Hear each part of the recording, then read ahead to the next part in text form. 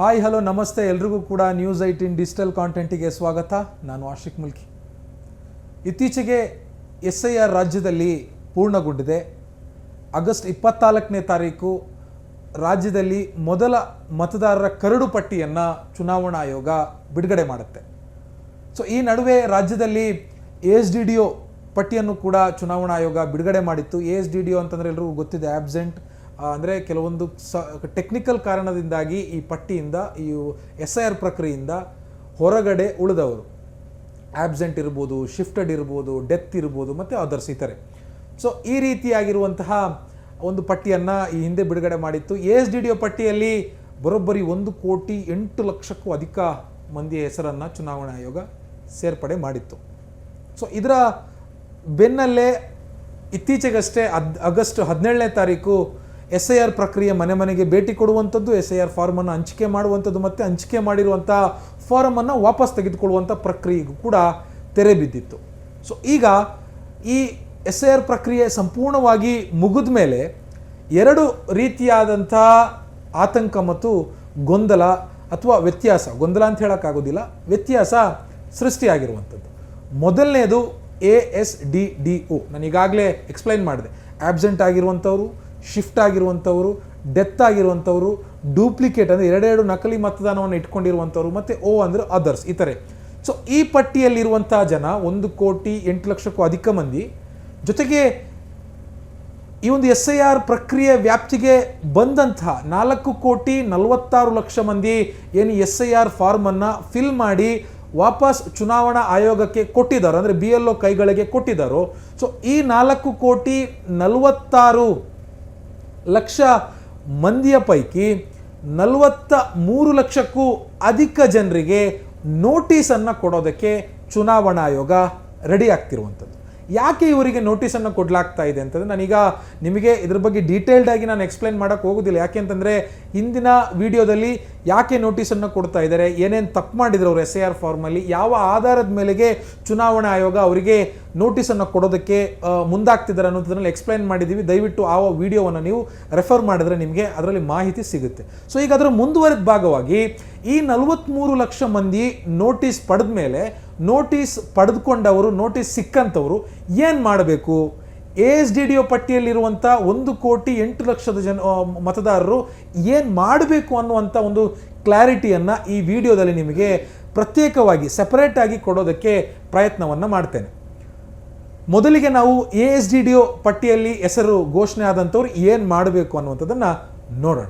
ನಾನೀಗಾಗಲೇ ನಿಮ್ಮ ಗಮನಕ್ಕೆ ತಂದೆ, 1,08,00,000 ಮಂದಿ, 8,00,000ಕ್ಕೂ ಅಧಿಕ ಮಂದಿ ASDDO ಪಟ್ಟಿಗೆ ಸೇರ್ಪಡೆಗೊಂಡಿದ್ದಾರೆ. ಅದರಲ್ಲಿ SIR ಫಾರ್ಮನ್ನು ಕೊಡೋಕ್ಕೆ BLO ಅಧಿಕಾರಿಗಳು ಮನೆಗೆ ಹೋಗಿ ಕೊಡೋದಕ್ಕೆ ಹೋದಂಥ ಸಂದರ್ಭದಲ್ಲಿ ಅವರು ಆಬ್ಸೆಂಟ್ ಆಗಿದ್ದರು, ಅವರಲ್ಲಿ ಇರಲಿಲ್ಲ, ಅಂದರೆ ಆ ಮನೆಯಲ್ಲಿ ಆ ಕ್ಷಣಕ್ಕೆ ಅವರು ಇರಲಿಲ್ಲ. ಓಕೆ. ನೆಕ್ಸ್ಟು ಶಿಫ್ಟ್ ಆದಂಥವ್ರು, ಆ ಅಡ್ರೆಸ್ಸನ್ನು ಬಿಟ್ಟು ಬೇರೆ ಅಡ್ರೆಸ್ಸಿಗೆ ಸ್ಥಳಾಂತರ ಆಗಿರುವಂಥವರು. ಮೂರನೇದು D, ಅಂದರೆ 2 D ಇದೆ, AS ಆಯಿತು, ಈಗ D ಅಂತಂದರೆ ಡೆತ್ ಆಗಿರುವಂಥವ್ರು, ಮೃತಪಟ್ಟವರು. ಸೊ ಒಂದು ಮನೆಯಲ್ಲಿ ಈಗ 3 ಜನ ಇದ್ದರು, ಅದರಲ್ಲಿ ಒಬ್ಬರು ಮೃತಪಟ್ಟಿದ್ದಾರೆ ಅಂತಂದ್ರೆ ಅವರಿಗೆ BLO ಅಧಿಕಾರಿಗಳು SIR ಫಾರ್ಮನ್ನು ಕೊಟ್ಟಿರೋದಿಲ್ಲ ಅಂಥವರು. ನಾಲ್ಕನೇದು ಡೂಪ್ಲಿಕೇಟ್, ನಕಲಿ. ಸೊ ಅಂಥವ್ರಿಗೂ ಕೂಡ ಈ ಒಂದು ಪಟ್ಟಿಗೆ ಸೇರ್ಪಡೆ ಮಾಡಿರುವಂಥದ್ದು. ಕೊನೆಯದಾಗಿ ಅದರ್ಸ್ ಇತರೆ. ಆ ಅದರ್ಸ್ ಅನ್ನುವಂಥದ್ದಕ್ಕೆ ಸ್ಪಷ್ಟವಾಗಿರುವಂಥ ಯಾವುದೇ ಕ್ರೈಟೀರಿಯಾ, ಯಾವ ಮಾನದಂಡದ ಮೇರೆಗೆ ಇತರೆ ಗುಂಪಿಗೆ ಅವ್ರನ್ನ ಸೇರಿಸಿದ್ದಾರೆ ಅನ್ನೋದ್ರ ಬಗ್ಗೆ ಚುನಾವಣಾ ಆಯೋಗ ಇನ್ನೂ ಕೂಡ ಹೇಳಿಲ್ಲ. ಓಕೆ, ದಟ್ಸ್ ಫೈನ್, ಅದು ಪಕ್ಕಕ್ಕಿಟ್ಟು ಮಾತಾಡೋದಾದರೂ ಕೂಡ ASDDO ಪಟ್ಟಿಗೆ ಸೇರಿದಂಥವ್ರು ಏನು ಮಾಡಬೇಕಾಗಾದ್ರೆ ಅನ್ನುವಂಥ ಒಂದು ಪ್ರಶ್ನೆ ಇದೆ, ಅನ್ನುವಂಥ ಒಂದು ಗೊಂದಲವೂ ಕೂಡ ಇದೆ. ಈಗಾಗಲೇ ASDDO ಪಟ್ಟಿಯಲ್ಲಿ ಇರುವಂಥ ಹೆಸರು ಕರಡು ಪಟ್ಟಿಯಲ್ಲಿ ಇರೋದಕ್ಕೆ ಸಾಧ್ಯನೇ ಇಲ್ಲ ಅನ್ನುವಂಥದ್ದನ್ನು ಚುನಾವಣಾ ಆಯೋಗ ಸ್ಪಷ್ಟನೆಯನ್ನು ಕೊಟ್ಟಿದೆ. ಹಾಗಿದ್ರೆ ASDDO ಪಟ್ಟಿಯಲ್ಲಿ ಸೇರಿದವರು ಏನು ಮಾಡಬೇಕು ಅನ್ನೋದನ್ನು ನಿಮಗೆ ಎಕ್ಸ್ಪ್ಲೈನ್ ಮಾಡ್ತಾ ಹೋಗ್ತೀನಿ. ಮೊದಲು ನಿಮ್ಮ ಹೆಸರು ASDDO ಪಟ್ಟಿಯಲ್ಲಿ ಇದೆಯಾ ಅಂತ ನೀವು ಚೆಕ್ ಮಾಡ್ಕೋಬೇಕು. ಇದನ್ನು ಚೆಕ್ ಮಾಡ್ಕೊಳ್ಳೋದು ಹೇಗೆ, ನಿಮಗೆ ECI ಎಲೆಕ್ಷನ್ ಕಮಿಷನ್ ಆಫ್ ಇಂಡಿಯಾದ ವೆಬ್ಸೈಟ್ನಲ್ಲಿ ಪ್ರತ್ಯೇಕವಾಗಿ ASDDO ಅನ್ನುವಂಥ ಒಂದು ಪ್ಲಗಿನನ್ನು ಕೊಟ್ಟಿದ್ದಾರೆ, ಪ್ರತ್ಯೇಕವಾಗಿರುವಂಥ ಒಂದು ವಿಭಾಗವನ್ನು ಕೊಟ್ಟಿದ್ದಾರೆ. ಅದರಲ್ಲಿ ಹೋಗಿ ನಿಮ್ಮ ಜಿಲ್ಲೆಯನ್ನು ಆಯ್ಕೆ ಮಾಡ್ಕೊಳ್ಳಿ. ನಿಮ್ಮ ಜಿಲ್ಲೆಯನ್ನು ಆಯ್ಕೆ ಮಾಡ್ಕೊಂಡ್ಮೇಲೆ ನಿಮ್ಮ ವಿಧಾನಸಭಾ ಕ್ಷೇತ್ರವನ್ನು ಆಯ್ಕೆ ಮಾಡ್ಕೊಳ್ಳಿ. ನಿಮ್ಮ ವಿಧಾನಸಭಾ ಕ್ಷೇತ್ರವನ್ನು ಆಯ್ಕೆ ಮಾಡ್ಕೊಂಡ್ಮೇಲೆ ನಿಮಗೆ ಉದ್ದಕ್ಕೆ ಒಂದಿಷ್ಟು PDF ಫೈಲ್ಗಳು ಓಪನ್ ಆಗ್ತವೆ. ಸೊ ಈ PDF ಫೈಲ್ ಏನು ಅಂತಂದರೆ ನಿಮ್ಮ ಬೂತ್ ಮಟ್ಟದ ಹೆಸರು ಅದರಲ್ಲಿ ಇರ್ತದೆ. ಆ ಬೂತ್ ಮಟ್ಟದ ನಿಮ್ಮ ಬೂತ್ ಯಾವುದು ಆ ಹೆಸರನ್ನು ತಿಳ್ಕೊಂಡು ಆ PDF ಫೈಲನ್ನು ಡೌನ್ಲೋಡ್ ಮಾಡಿ ಅದರಲ್ಲಿ ನೀವು ಚೆಕ್ ಮಾಡಿದಂಥ ಸಂದರ್ಭದಲ್ಲಿ ನಿಮ್ಮ ಹೆಸರು ASDDO ಪಟ್ಟಿಗೆ ಸೇರ್ಕೊಂಡಿದೆಯಾ ಇಲ್ವಾ ಅನ್ನುವಂಥದ್ದು ನಿಮಗೆ ಗೊತ್ತಾಗುತ್ತೆ. ಫಾರ್ ಎಕ್ಸಾಂಪಲ್, ಈಗ ನಿಮ್ಮ ಹೆಸರು ASDDO ಪಟ್ಟಿಗೆ ಸೇರ್ಕೊಂಡಿದೆ ಅಂತಲೇ ಇಟ್ಕೊಳ್ಳೋಣ ಎಕ್ಸಾಂಪಲ್ಗೆ. ಸೊ ಆ ಸಂದರ್ಭದಲ್ಲಿ ನೀವೇನು ಮಾಡಬೇಕು ಅಂತಂದರೆ, ನೀವು ನಿಮ್ಮ BLOಗೆ ಕರೆ ಮಾಡಬೇಕು ಅಥವಾ ನಿಮ್ಮ BLO ಹತ್ರ ನೀವು ಹೋಗಬೇಕು. ಹೋಗಿ ಏನು ಮಾಡಬೇಕು, ಕರೆಕ್ಷನ್ ಫಾರ್ಮನ್ನು ಕೇಳಬೇಕು. BLOಗಳ ಹತ್ರ ಕರೆಕ್ಷನ್ ಫಾರ್ಮ್ ಇರುತ್ತೆ, ಆ ಕರೆಕ್ಷನ್ ಫಾರ್ಮನ್ನು ಕೇಳಬೇಕು. ಅಥವಾ ಕರೆಕ್ಷನ್ ಫಾರ್ಮ್ ಇಲ್ಲ ಅಂತಂದರೆ ಫಾರ್ಮ್ 6 ಕೇಳಬೇಕು. ಸೊ ಈ ಫಾರ್ಮ್ 6 ಅಥವಾ ಕರೆಕ್ಷನ್ ಫಾರ್ಮನ್ನು ಭರ್ತಿ ಮಾಡಿಕೊಂಡು ಅದರ ಜೊತೆಗೆ ಕೆಲವೊಂದು ದಾಖಲೆಗಳನ್ನು ನೀವು ಅವರಿಗೆ ಕೊಡಲೇಬೇಕಾಗುತ್ತೆ. ಸೊ ಯಾವ ಥರದ ದಾಖಲೆಗಳು ಅನ್ನೋದನ್ನು ನಾವು ನೋಡೋಣ. ಒಂದು, Aadhaar card default, Aadhaar card ಕಡ್ಡಾಯವಾಗಿ ಕೊಡಲೇಬೇಕಾಗುತ್ತೆ. ಆಧಾರ್ ಕಾರ್ಡ್ ಜೊತೆಗೆ ವೋಟರ್ ID ಕೊಡಬೇಕಾಗುತ್ತೆ, ಅಥವಾ BPL ಕಾರ್ಡ್ ಇದ್ದರೆ ಅದು ಕೊಡ್ಬೋದು, ಕರೆಂಟ್ ಬಿಲ್ ಇದ್ದರೆ ಅದು ಕೊಡ್ಬೋದು, ವಾಸಸ್ಥಳ ದೃಢೀಕರಣ ಪತ್ರ ಅಂದರೆ ರೆಸಿಡೆನ್ಷಿಯಲ್ ಸರ್ಟಿಫಿಕೇಟ್ ಇದ್ದರೆ ಅದು ಕೊಡ್ಬೋದು. ಆಧಾರ್ ಕಾರ್ಡ್ ಜೊತೆಗೆ ನಾನೀಗ ಹೇಳಿರುವಂಥ 3-4 ಡಾಕ್ಯುಮೆಂಟ್ಗಳ ಪೈಕಿ ಯಾವುದಾದ್ರೂ ಒಂದು ಡಾಕ್ಯುಮೆಂಟನ್ನು ಆ ಒಂದು ಕರೆಕ್ಷನ್ ಫಾರ್ಮ್ ಅಥವಾ ಫಾರ್ಮ್ 6 ಜೊತೆಗೆ ಪಿನ್ ಮಾಡಿಬಿಟ್ಟು BLO ಅಧಿಕಾರಿಗಳಿಗೆ ಕೊಟ್ಟರೆ ಸಾಕಾಗೋದಿಲ್ಲ. ಕೊಟ್ಟ ಮೇಲೆ BLO ಅಧಿಕಾರಿಗಳಿಂದ ನಾನು ಕರೆಕ್ಷನ್ ಫಾರ್ಮ್ ಅಥವಾ ಫಾರ್ಮ್ 6 ಸಲ್ಲಿಕೆ ಮಾಡಿದ್ದೀನಿ, ASDDO ಪಟ್ಟಿಯಲ್ಲಿ ಇರುವಂಥ ಕಾರಣಕ್ಕೆ ಸಲ್ಲಿಕೆ ಮಾಡಿದ್ದೀನಿ ಅಂತ BLO ಅಧಿಕಾರಿಗಳಿಂದ ಒಂದು ಅಕ್ನಾಲೆಜ್ಮೆಂಟನ್ನು ನೀವು ಪಡೆದುಕೊಂಡ್ರೆ ನಿಮ್ಮ ಪ್ರಕ್ರಿಯೆ ಮುಗಿದೋಗುತ್ತೆ. ಅದಾಗಿಯೂ ಕೂಡ ನಿಮ್ಮ ಹೆಸರು ಅಂತಿಮ SIR ಮತಪಟ್ಟಿಯಲ್ಲಿ ಬರೋದಿಲ್ಲ. ಹಾಗಿದ್ರೆ ಯಾಕೆ ಇದನ್ನು ನೀವು ಮಾಡ್ತಾ ಇದ್ದೀರಿ, ಯಾಕೆ ಇದನ್ನು ಮಾಡಬೇಕು ಅನ್ನುವಂಥ ಒಂದು ಪ್ರಶ್ನೆ ಸಹಜ. ನೀವು ಇದನ್ನು ಮಾಡ್ತಾ ಇರುವಂಥದ್ದು ನಿಮ್ಮ ಹೆಸರನ್ನು ಸಾರ್ವತ್ರಿಕ ಮತಪಟ್ಟಿಯಲ್ಲಿ ಉಳಿಸ್ಕೊಳ್ಳೋದಕ್ಕೆ ಈ ಪ್ರಕ್ರಿಯೆ ನಿಮಗೆ ಸಹಾಯ ಮಾಡುತ್ತೆ. ಸೊ ಇದು ASDDO ಪಟ್ಟಿಯಲ್ಲಿ ಸೇರ್ಕೊಂಡಿರುವಂಥ ಜನರು ಮಾಡಬೇಕಾಗಿರುವಂಥ ಪ್ರಕ್ರಿಯೆ ಅಥವಾ ಪ್ರೋಸೆಸ್ ಅಥವಾ ಕೆಲಸ. ಇದನ್ನು ಯಾರ್ಯಾರು ASDDO ಪಟ್ಟಿಯಲ್ಲಿ ಸೇರ್ಕೊಂಡಿದ್ದೀರೋ ಅವರಿಗೆ ಹೇಳಿ ಇದನ್ನು ಹಿಂಗೆ ಮಾಡಿ ಅಂತ. ಇಲ್ಲ ಅಂದರೆ ಈ ವಿಡಿಯೋನ ಅವ್ರಿಗೆ ಶೇರ್ ಮಾಡ್ಕೊಂಡು, ನೋಡಪ್ಪ ASDDO ಪಟ್ಟಿಗೆ ನಿಮ್ಮ ಹೆಸರು ಏನು ಸೇರಿದೆ, ಅದಕ್ಕೆ ಏನು ಮಾಡಬೇಕು ಅನ್ನೋದನ್ನು ನೋಡಿ ನ್ಯೂಸ್ 18 ಅವ್ರು ನಿಮಗೆ ಎಕ್ಸ್ಪ್ಲೈನ್ ಮಾಡಿದ್ದಾರೆ. ಅದನ್ನು ಅವರಿಗೆ ಕಳಿಸ್ಕೊಟ್ರೆ ಅವ್ರು ಆ ರೀತಿಯಾಗಿ ಮಾಡೋದಕ್ಕೆ ಅವಕಾಶ ಮಾಡ್ದಂಗೆ ಆಗುತ್ತೆ, ಮತ್ತು ನೀವು ಅವ್ರಿಗೊಂದು ಸಹಾಯನೂ ಕೂಡ ಮಾಡ್ದಂಗೆ ಆಗುತ್ತೆ. ಸೊ ಈಗ 2ನೇ ಕ್ಯಾಟಗರಿ, 1ನೇ ಕ್ಯಾಟಗರಿ ನಾನು ಈಗಾಗಲೇ ಎಕ್ಸ್ಪ್ಲೈನ್ ಮಾಡಿದೆ, ASDDO ಪಟ್ಟಿಯಲ್ಲಿ ಸೇರ್ಕೊಂಡವ್ರು ಏನು ಮಾಡಬೇಕು ಅಂತ. ಈಗ 2ನೇ ಪಟ್ಟಿಯಲ್ಲಿ, ಸೊ ASDDO ಪಟ್ಟಿಯಲ್ಲಿ ಸೇರಿದವರನ್ನು ಹೊರತುಪಡಿಸಿ ರಾಜ್ಯದಲ್ಲಿ 4,46,00,000 ಮಂದಿ ಈ ಬಾರಿಯ SIR ಪ್ರಕ್ರಿಯೆಯಲ್ಲಿ ಭಾಗಿಯಾಗಿದ್ದಾರೆ. ಸೊ ನಮಗೆ ಭಾಳ ಕ್ಲಿಯರ್ ಆಗಿದೆ ಇದು. ASDDO ಅಲ್ಲಿ ಇರುವಂಥವ್ರು ಯಾರು ಇನ್ನು ಆ BLO ಕೈಗಳಿಂದ ಎನ್ಯುಮರೇಷನ್ ಫಾರ್ಮನ್ನು ಪಡೆದುಕೊಳ್ಳದೆ ಇರುವವರು ASDDO ಪಟ್ಟಿಯಲ್ಲಿ ಇರ್ತಾರೆ. ಆದರೆ BLO ಕೈಗಳಿಂದ ಎನ್ಯುಮರೇಷನ್ ಫಾರ್ಮನ್ನು ಪಡೆದುಕೊಂಡು ಅದನ್ನು ಭರ್ತಿ ಮಾಡಿ ಮತ್ತೆ ವಾಪಸ್ BLO ಕೈಗೆ ವಾಪಸ್ ಕೊಟ್ಟಂಥವರು SIR ವ್ಯಾಪ್ತಿಗೆ ಸೇರಿರ್ತಾರೆ. ಅಂಥವರ ಸಂಖ್ಯೆ ರಾಜ್ಯದಲ್ಲಿ 4,46,00,000ಕ್ಕೂ ಅಧಿಕ. ಅಂದರೆ ಕೆಲವೊಂದಿಷ್ಟು ನಂಬರ್ಸ್ ಇದೆ, ಓವರಾಲ್ ಆಗಿ ಹೇಳಬೇಕು ಅಂತಂದರೆ 4,46,00,000ಕ್ಕೂ ಅಧಿಕ ಅಂತ ನಾವು ರೌಂಡ್ ಫಿಗರ್ ಆಗಿ ಹೇಳ್ತೀವಿ. ಸೊ ಈಗ ಈ 4,46,00,000 ಪೈಕಿ ರಾಜ್ಯದಲ್ಲಿನ 43 ಲಕ್ಷಕ್ಕಿಂತಲೂ ಅಧಿಕ ಜನ ನೋಟಿಸನ್ನು ಪಡೀತಾರೆ, ಅವರಿಗೆ ನೋಟಿಸ್ ಕೊಡ್ತಾರೆ ಚುನಾವಣಾ ಆಯೋಗ. ಈ 4,46,00,000 ವ್ಯಾಪ್ತಿಯಲ್ಲಿ ಬರುವಂಥ 43 ಲಕ್ಷ ಮಂದಿಗೆ ನೋಟಿಸನ್ನು ಚುನಾವಣಾ ಆಯೋಗ ಇಶ್ಯೂ ಮಾಡುತ್ತೆ. ಯಾಕೆ ಇಶ್ಯೂ ಮಾಡುತ್ತೆ ಅಂತಂದರೆ, ಸಂಕ್ಷಿಪ್ತವಾಗಿ ಹೇಳ್ತಾ ಹೋಗ್ತೀನಿ. ನೀವು SIR ಫಾರ್ಮ್ನಲ್ಲಿ ಕೊಟ್ಟಿರುವಂಥ ಕೆಲವು ಮಾಹಿತಿಗಳು ತಪ್ಪಾಗಿದೆ. ಸೊ ಈ ರೀತಿ ತಪ್ಪು ಮಾಹಿತಿ ಕೊಟ್ಟವರ ಸಂಖ್ಯೆ 20 ಲಕ್ಷಕ್ಕೂ ಅಧಿಕ. ಸೊ ಈಗ 2ನೇ ಕ್ಯಾಟಗರಿ ಯಾರು ಅಂತಂದರೆ ನೋ ಮ್ಯಾಪಿಂಗ್. ಸೊ ಈ ಮ್ಯಾಪಿಂಗ್ ಮಾಡೋದ್ರಲ್ಲಿ ಎಡವಟ್ಟಾಗಿರುವಂಥವ್ರು, ತಪ್ಪಾಗಿರುವಂಥವ್ರು 23 ಲಕ್ಷ ಜನ ಇದ್ದಾರೆ. ಇವರಿಬ್ಬರು ಸೇರಿಸಿ 43 ಲಕ್ಷಕ್ಕೂ ಅಧಿಕ ಮತದಾರರಿಗೆ ನೋಟಿಸನ್ನು ಕೊಡೋದಕ್ಕೆ ಚುನಾವಣಾ ಆಯೋಗ ನಿರ್ಧರಿಸಿರುವಂಥದ್ದು. ಸೊ ಹಾಗಿದ್ರೆ ಈ ನೋಟಿಸ್ ಯಾವಾಗ ಬರುತ್ತೆ, ನೋಟಿಸ್ ಬಂದ ಮೇಲೆ ಏನು ಮಾಡಬೇಕು ಅನ್ನುವಂಥದ್ದನ್ನು ಕೂಡ ನಿಮಗೆ ನಾನು ಎಕ್ಸ್ಪ್ಲೈನ್ ಮಾಡ್ತಾ ಹೋಗ್ತೀನಿ. ಆಗಸ್ಟ್ 24ರಿಂದ ಅಕ್ಟೋಬರ್ 22ರ ಅವಧಿಯಲ್ಲಿ, ಅಂದರೆ 58 ದಿನಗಳ ಕಾಲದ ಅವಧಿಯಲ್ಲಿ ನಿಮಗೆ ನೋಟಿಸ್ ಬರುತ್ತೆ. ಆಗಸ್ಟ್ 24ಕ್ಕೆ ಶುರುವಾಗುತ್ತೆ ನೋಟಿಸ್ ಬರೋದಕ್ಕೆ.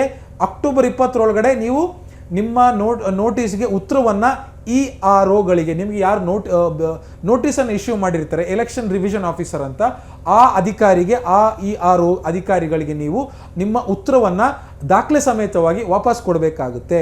ಸೊ ಈಗ ಈ 43 ಲಕ್ಷ ಜನಕ್ಕೆ ನೋಟಿಸ್ ಬರುತ್ತೆ ಅಂತ ಏನು ಚುನಾವಣಾ ಆಯೋಗ ಹೇಳಿದೆ, ಈ 43 ಲಕ್ಷ ಜನ ಏನು ಮಾಡಬೇಕಾಗಾದ್ರೆ ಅನ್ನುವಂಥದ್ದನ್ನು ನಾನು ಹೇಳ್ತೀನಿ ಕೇಳಿ. ಮುಖ್ಯವಾಗಿ ನೀವು ನಿಮ್ಮ ಬಳಿ ಇರುವಂಥ ಕೆಲವೊಂದು ದಾಖಲೆಗಳನ್ನು ಈಗಲೇ ರೆಡಿ ಮಾಡಿ ಇಟ್ಕೊಳ್ಬೇಕಾಗುತ್ತೆ. ಸೊ ಯಾವ ಥರದ ದಾಖಲೆಗಳು ಅನ್ನೋದನ್ನು ಕೂಡ ನಾನು ನಿಮಗೆ ಹೇಳ್ತಾ ಹೋಗ್ತೀನಿ. ಒಟ್ಟು 10 ರಿಂದ 11 ಆಧಾರ್ ಕಾರ್ಡ್ ಒಂದು ಡಿಫಾಲ್ಟ್ ಇರುತ್ತೆ, ಆಧಾರ್ ಕಾರ್ಡ್ ಡಿಫಾಲ್ಟಾಗಿ ಕೊಡಲೇಬೇಕಾಗುತ್ತೆ, ಆಧಾರ್ ಕಾರ್ಡನ್ನು ಬಿಟ್ಟು ಬಿಡೋಣ.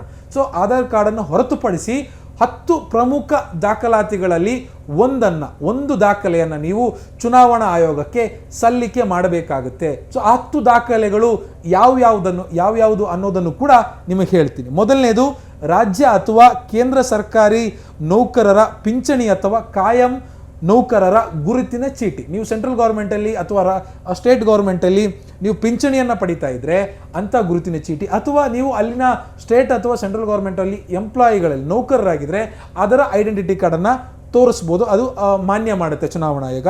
ಎರಡನೇದು, 1987 1987ಕ್ಕಿಂತ ಮೊದಲು ಸರ್ಕಾರ, ಸ್ಥಳೀಯ ಪ್ರಾಧಿಕಾರ, ಬ್ಯಾಂಕ್, LIC, ಅಂಚೆ ಇಲಾಖೆ ಅಥವಾ ಸಾರ್ವಜನಿಕ ವಲಯದಲ್ಲಿ ಉದ್ಯಮದಾರರಾಗಿದ್ದರೆ ಅಂತಹ ಗುರುತಿನ ಚೀಟಿಯನ್ನು ಚುನಾವಣಾ ಆಯೋಗ ಮಾನ್ಯ ಮಾಡುತ್ತೆ. ಜೊತೆಗೆ ಜನನ ಪ್ರಮಾಣ ಪತ್ರ ಕೊಡೋದಕ್ಕೂ ಕೂಡ ಅವಕಾಶ ಇದೆ, ಪಾಸ್ಪೋರ್ಟನ್ನು ಕೊಡೋದಕ್ಕೂ ಕೂಡ ಅವಕಾಶ ಇದೆ.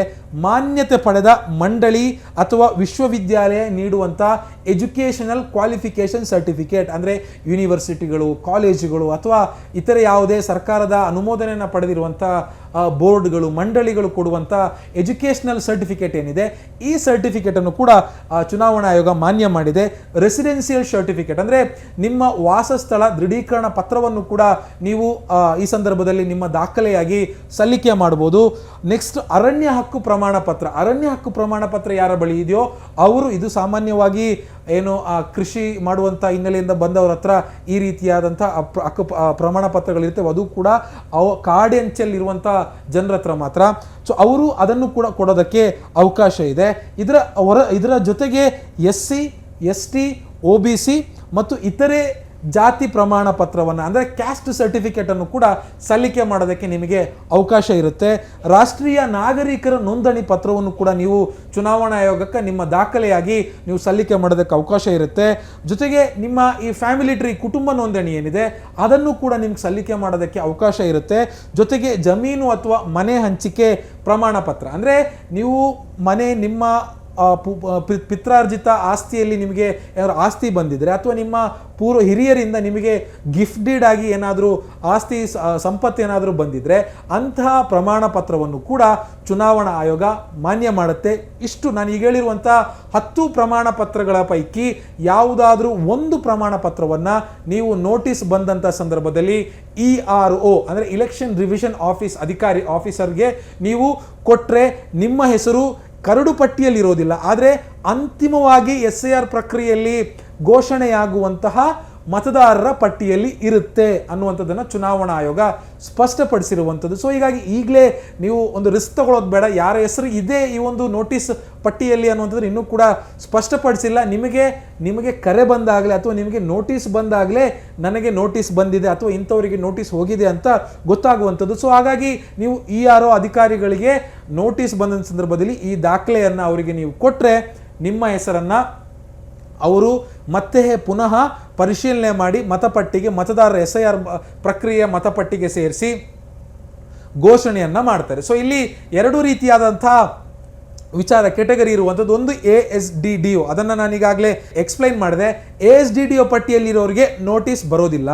ನೀವು ನೇರವಾಗಿ BLO ಅಧಿಕಾರಿಗಳ ಹತ್ರ ಹೋಗಿ ಕರೆಕ್ಷನ್ ಫಾರ್ಮನ್ನು ತೆಗೆದುಕೊಂಡು ಫಾರ್ಮ್ 6 ಅನ್ನು ಅಥವಾ ಕರೆಕ್ಷನ್ ಫಾರ್ಮ್ ಅಥವಾ ಫಾರ್ಮ್ 6 ಅನ್ನು ತೆಗೆದುಕೊಂಡು ಅದಕ್ಕೆ ನನಗೆ ಹೇಳಿರುವಂಥ ಆ 3-4 ಡಾಕ್ಯುಮೆಂಟ್ ಏನಿದೆ, ವೋಟರ್ ID, BPL ಕಾರ್ಡ್ ಅಥವಾ ಆಧಾರ್ ಕಾರ್ಡ್, ಈ ಡಾಕ್ಯುಮೆಂಟನ್ನು ಸಲ್ಲಿಕೆ ಮಾಡಿ ಅಕ್ನಾಲಜ್ಮೆಂಟನ್ನು ತೆಗೆದುಕೊಂಡ್ರೆ ನೀವು ಸಾರ್ವತ್ರಿಕ ಮತಪಟ್ಟಿಯಲ್ಲಿ ನಿಮ್ಮ ಹೆಸರನ್ನು ಉಳಿಸ್ಕೋಬೋದು. ಇನ್ನೊಂದು ಕಡೆ ಈ 4,46,00,000ಕ್ಕೂ ಅಧಿಕ ಮಂದಿಯನ್ನು ಏನು SIR ವ್ಯಾಪ್ತಿಯಲ್ಲಿ ಆಗಿದೆ, SIR ಮುಗ್ದಿದೆ, ಅವರ ಹೆಸರು ಆ ಪೈಕಿ 4,46,00,000 ಮತದಾರರ ಪೈಕಿ 43 ಲಕ್ಷ ಮತದಾರರಿಗೆ ನೋಟಿಸ್ ಕೊಡೋದಕ್ಕೆ ಏನು ಚುನಾವಣಾ ಆಯೋಗ ಮುಂದಾಗಿದೆ. ಸೊ ಈ ನೋಟಿಸ್ ಪಡೆಯುವಂಥವರು ಮಾಡಬೇಕಾಗಿರುವಂಥ ಪ್ರಕ್ರಿಯೆನೇ ಬೇರೆ. ASDDO ಪಟ್ಟಿಯಲ್ಲಿ ಹೆಸರಿರುವಂಥ ಮತದಾರರು ಮಾಡಬೇಕಾಗಿರುವಂಥ ಪ್ರಕ್ರಿಯೆನೇ ಬೇರೆ. ಈ ಎರಡೂ ಪ್ರಕ್ರಿಯೆಗಳನ್ನು ಯಾರ್ಯಾರ ಹೆಸರು ಎಲ್ಲೆಲ್ಲಿರುತ್ತೋ ಅವರು ಮಾಡಿದ್ರೆ ನಿಮ್ಮ ಹೆಸರನ್ನು ನೀವು ಮತಪಟ್ಟಿಯಲ್ಲಿ ಉಳಿಸ್ಕೋಬಹುದು, ನಿಮ್ಮ ಮತದಾನದ ಹಕ್ಕನ್ನು ಕೂಡ ಉಳಿಸ್ಕೋಬಹುದು. ನಿರ್ಭೀತ, ನಿಷ್ಪಕ್ಷಪಾತ, ವಿಶ್ವಾಸಾರ್ಹ ಸುದ್ದಿಗಳಿಗೆ ಮತ್ತೊಂದು ಹೆಸರಾಗಿರುವಂತ ನ್ಯೂಸ್ 18 ಕನ್ನಡ ಈಗ ಆಪ್ನಲ್ಲೂ ಲಭ್ಯವಿದೆ. ದಯವಿಟ್ಟು ಇಲ್ಲಿರುವಂತ QR ಕೋಡ್ ಸ್ಕ್ಯಾನ್ ಮಾಡಿಕೊಂಡು ಆಪ್ ಡೌನ್ಲೋಡ್ ಮಾಡೋದಕ್ಕೆ ಮರಿಬೇಡಿ.